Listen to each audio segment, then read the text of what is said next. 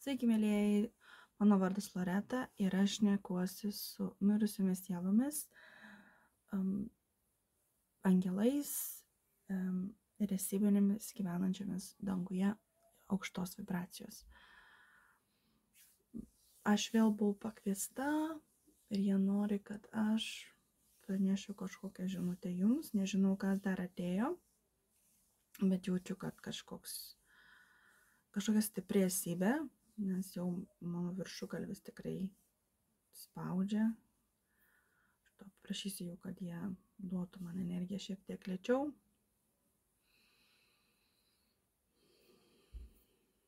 Ačiū. Pažiūrėkime, kas čia atėjo.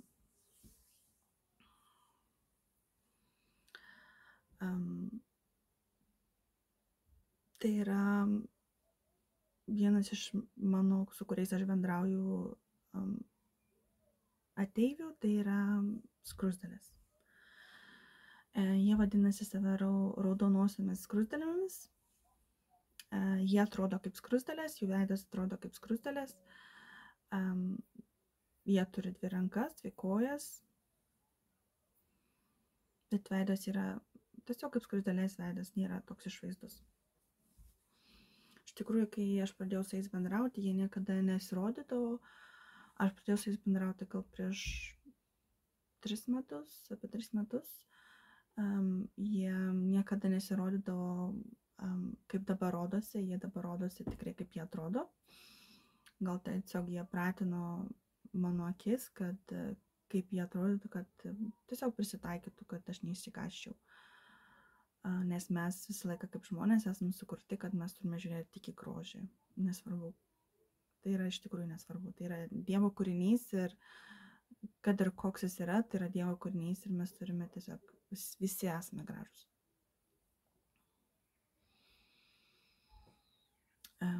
Gerai, tada pasižiūrėkim, kas čia toks jau prisistatys jisai ar ne.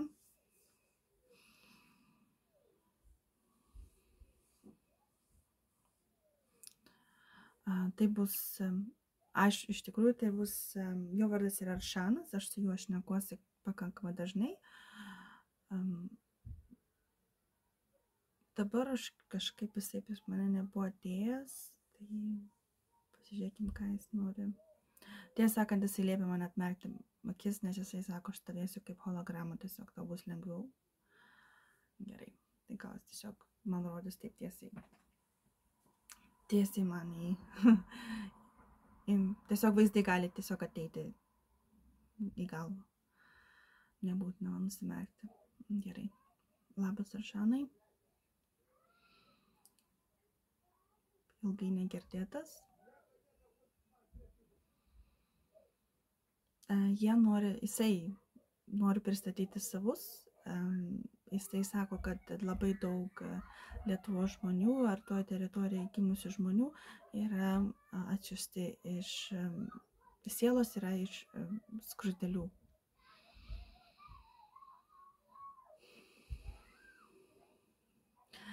Jisai sako, kad jie buvo pakviesti prieš kelis šimtus tūkstančių metų padėti Žemei keliauti toliau į naują lygį. Tiesiog pakelti Žemę, šitą Gaiją į naują lygį. Jisai nori asmeniškai visiems prisistatyti, kas jis toksai yra. Tai jisai yra Aršanas, jisai vadovauja prabudusiom sielom, kurios yra atėjusios iš skruzdėlių, raudonųjų skruzdėlių.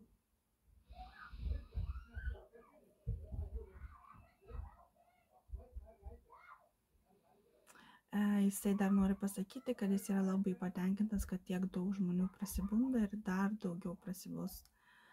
Tai tik tai pirmieji žingsniai mūsų teritorijoje. Jis taip sako Lietuvoje. Aš labai specifiškai. Jisai dar sako man asmeniškai, kad skaitos ne veltui jie mane išmokino ir aš šneku lietuviškai, ne vien tik aš esu gimus Lietuvoje, aš gyvenu užsienyje, bet jie mane atvedė į šitą kelią, kad aš specifiškai galėčiau šnekėti lietuviškai.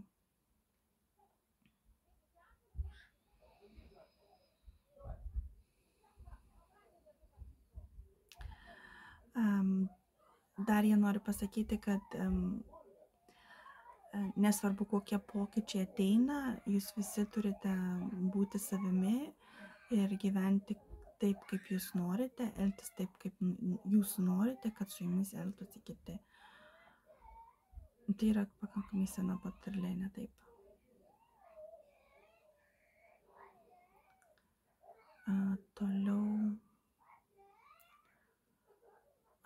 Toliau jisai man rodo tai, kad nežinau, kodėl jisai rodo man dabar Lietuvos Seimo rūmus.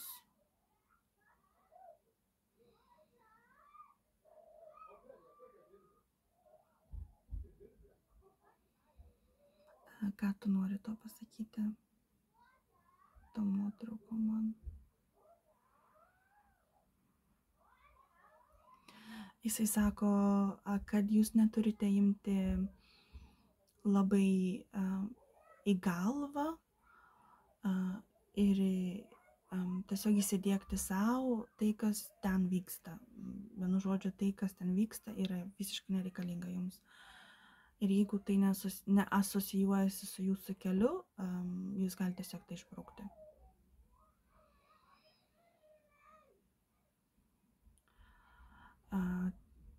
Dar jisai sako, kad yra, kad prabudusios sielos bus vedamos visiškai naujam keliui ir naujam gyvenimo būdui, kurio jūs žemėje nesate patyrę, bent jau neatsimenate ir nežinote, tai tiesiog net nereikia galvoti, kaip bus, tiesiog leisti jūsų vidiniam kompasui vesti jūs tiesiog leisti jūsų vidiniai kompasui vesti jūs ir negalvoti, kaip ten bus ar kas nebus ir tiesiog per daug negalvoti apie tai. Jeigu jums tai patinka, jūs tai ir darykite.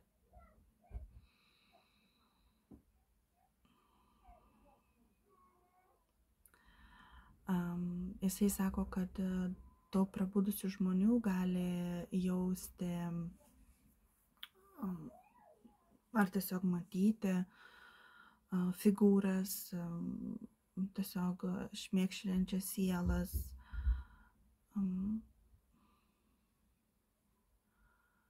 ar tiesiog matyti praeities gyvenimus, net jie taip sako. Dar jisai sako istoriją, jūs atsiminsite visą istoriją. Tai yra tiesiog nuostabu. Pagaliau mes turėsime tikrąją istoriją, kuri buvo užslėpta tūkstančius metų ir mums nežinoma. Ir mums buvo dėstoma istorija, kurią jie norėjo, kad mes žinotume. O dabar mes turėsime tikrą, nes mes patys žinosime tą istoriją. Ir niekas negalės jūs ištrinti ar perrašyti, nes tai yra mumyse.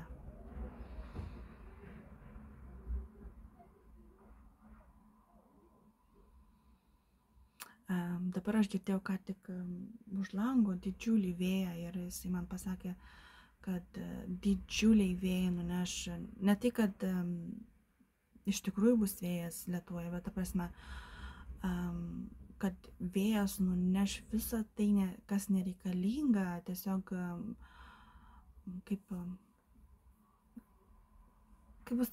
bus kaip energetinis valymas toksai, tiesiog viską, kas nereikalinga, išmes. Ir jeigu žmogus jau eina tuo keliu, jau ieškodamas ir nežinodamas, ko ieško dar, jisai tiesiog jam bus parodyta tie taškeliai, kur jisai turi nueiti, ar kažką, informaciją gauti, ar dar kažkas, vienu žodžiu, kažkas panašiai, kad viskas bus tiesiog nušluota ir bus kaip naujas lapas, absoliučiai naujas lapas kiekvienam žmogui Lietuvoje.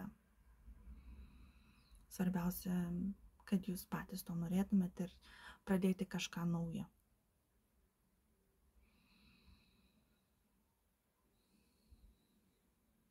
Jisai dar sako, mes su jumis pastoviai stebime, mes su jumis bendraujame, aišku, jis sako, kurie nėra pilnai atsivėrę, tai jie gal dar taip nejaučia, bet jūs, kai jūs įmiegate, jūs laikat pas mus atskrendate ir mes jumis vedame ten, kur jūs turite tiesiog pamokas, tam tikras energetiškai vietas, kurios yra naudingas mums išvalyti mūsų sielas, mūsų kūnus, tam tikras vietas Lietuvoje arba lietuviai kitose pasaulio vietose.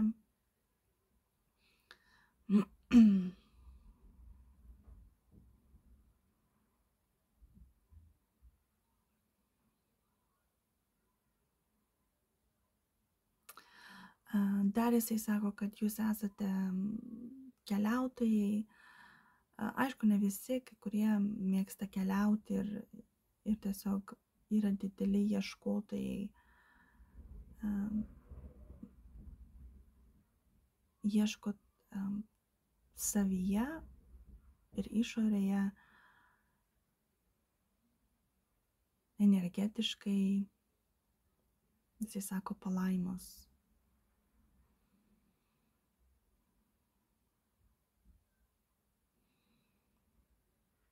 Jisai sako, man labai malonu su jumis dabar bendrauti, kad jūs galite girdėti mano balsą, nesvarbu, kad tai yra mano balsas Loretos, bet jūs galite girdėti mane, nes tam tikras vis tiek vibracinis kodas yra įdėtas į mano balsą, kai jisai šneka per mane.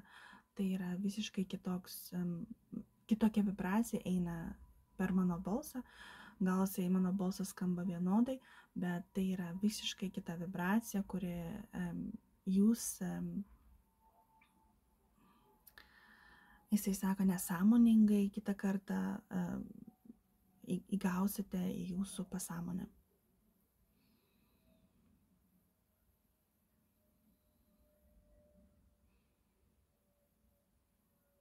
Kada tas vėjas, tas energetinis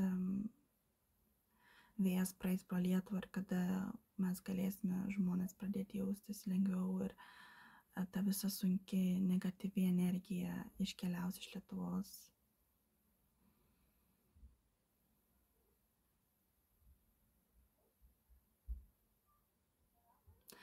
Jisai sako, tikriausiai po 2027 metais. Tai dar pakankamai toli. Jisai sako, viskas turi būti paruošta, negali nieko įvykti staigiai, nes tada neįvyks taip, kaip turi vykti, viskas vyksta lėtai, viskas yra, jisai sako, statoma lėtai, visi fundamentai liejami, kad žmonės tiesiog lėtai prasipūstų ir keliautų į priekį ir dar gyventų savo gyvenimą, o ne svetimų.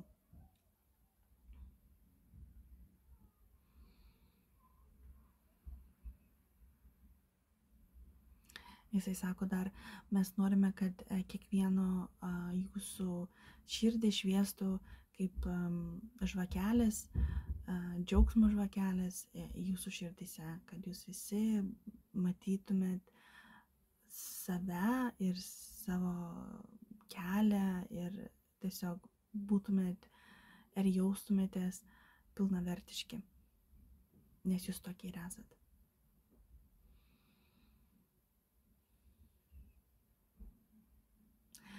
Jisai sako, šį kartą užteks šiai dienai. Jisai nelabai mėgsta daryti ilgus video. Dabar aš jį matau hologramiškai, iš tikrųjų jis stovi man prieš akis, aš jį matau stovinti. Aš nematau jį stovinti visų ūgių, bet aš tiesiog jį matau, nedidelę figūrėlę, jisai stovi čia. Aš tik paklausiu, ar jisai atėjo iš laivo, ar jisai yra, kokiam laive jis yra. Jisai yra, sako, he's inside the mothership, tai yra pagrindinėme laive. Jisai yra tas, kuris kontroliuoja tą teritoriją, tai ypatingai yra rytų teritorija, kai aš praeitam video šnekėjau, kurie įvykiai bus labai dideli, ir tai yra Estija, Latvija, Lietuva, Baltarusija, Lenkija, Ukraina, Rumunija ir Vengrija. Tai tas pagrindinės tą teritoriją jisai dabar labai stebi ir jisai prižiūri, matyti daugiau tokių kaip aš, matančių ir jaučiančių, tikriausiai pradės daryti video savo kalbomis kitose šalyse.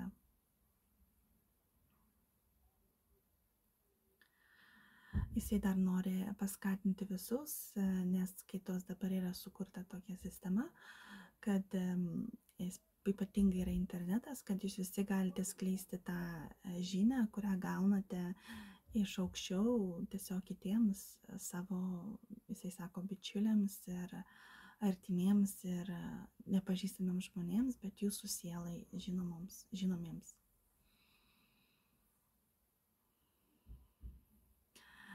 Jisai dar sako, jūs turite suprasti, kad jūs nesate vieni, mes kaip šeima jūs visada prižiūrėsime, kad jūs vystytumėt gerai, kad jūs energetiškai būtumėte patenkinti, mes visada mėginsime jūs atvesti į tą teisingą kelią, parodyti, gal kitą kartą, jisai sako, ne labai maloniom žemiškom pamokom, bet kitaip mes kaip negalim jūsų davesti ten, kur jūs turite eiti. Jisai sako, per ašaras, per kančias į šviesą, jisai taip pasako. Bet tai yra, jisai sako, tai yra žemiška, kai jau tu pradedi matyti, ar jis šiek tiek jau suprantantis, kad visos to žemiškos nelaimės, kurios mums įvyksta, ne visada yra blogai. Mes tik tai matome tai, kad yra blogai. Bent jau mums taip yra įskiepyta, kad tai yra blogai. Labai ačiū, Žanai, kad atėjai. Labai malonu tave girdėti.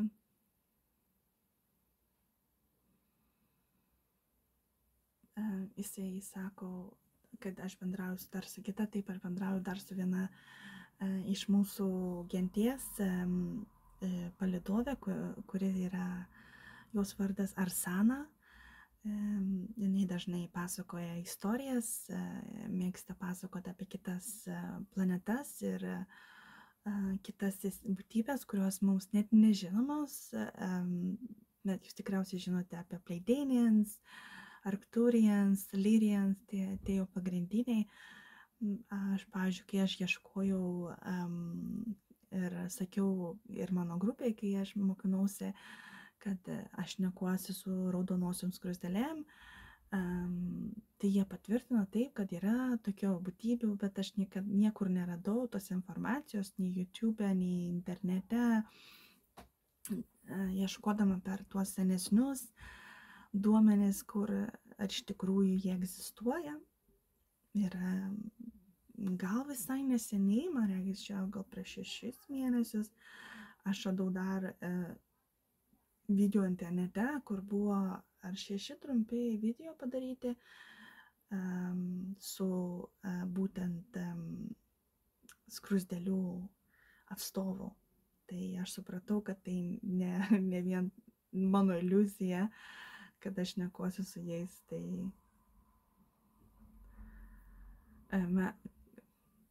mes kaip žmonės tada norime turėti patvirtinimą, nes kai tu šnekėsi, tu kažkaip nori rasti tą, ar iš tikrai tu su tuo žmogum šnekėsi.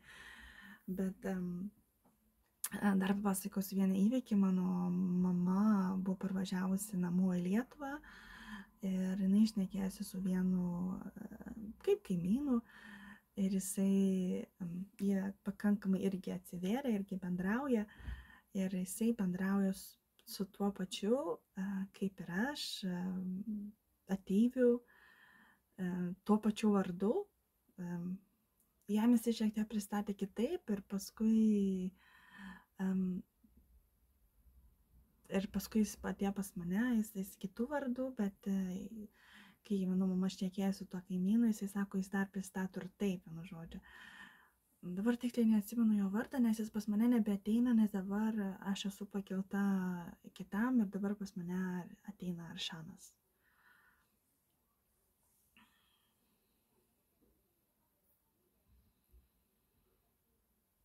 Tai va, ta istorija, tai kad kaip du skirtingi žmonės, nepažįstantis vienas kito, gali bendrauti su ta pačia esybė. Ir jisai man pasakojo panašius dalykus, ką jisai daro ten laive, kad jisai prižiūri tuos laivus, kurie atskrenda į žemę ir visą tai tiesiog, nu, yra žmogiškai nepaaiškinama ir kai aš visą laiką dar turėdavau dvejonių, dabar aš nebeturiu dvejonių, nes viskas, kas vyksta, turi taip įvykti ir dabar aš sėdžiu čia ir jums sakau, vadinasi, taip turi būti, vadinasi, ta žinutė turi būti pasiekti jūs, kad ir kiek ten pražiūrės ar praklausys, tai yra nesvarbu, kad ir keli žmonės, svarbiausia, kad ta žinutė pasiekia tuos žmonės, kuriems jos reikia.